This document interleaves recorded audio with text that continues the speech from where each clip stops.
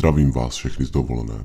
Tímto videem bych chtěl hlavně pozdravit Nejfejka a říct mu, že jsem odhalil jeho identitu. Řídil jsem se tvými radami, všiml si zprvu nedůležitých věcí, všech indicí, detailů a nikdy ti nevěřil. Zprvu těžké řešení této hádanky je velmi jednoduché. Je to tady. Přišel ten okamžik, kdy budeš odhalen. Kdy ti někdo na veřejnosti konečně strhne masku, pod kterou si se tak dlouho skrýval. Jak jsem dříve řekl, jsem jako tvůj bratr. Jsem fake. Jsem tvé já. Jsem tvé dvojče. Jsem ten, kdo tuto hru končí. Tak jako byl neodvratný můj příchod, bylo neodvratné i tvé odhalení. Vše, co začalo, musí někdy skončit.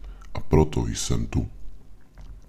3 roky jsi nás bavil a snažil se nám něco říct. Někteří to pochopili a jiní ne. Chtěli jste vědět, kdo je Nejfejk, a tak se to dozvíte.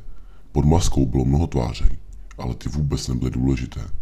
Dlouho jste hledali řešení, přitom bylo celou dobu před vámi. A proto se těšte na další video, kde se dozvíte, kdo je Nejfejk.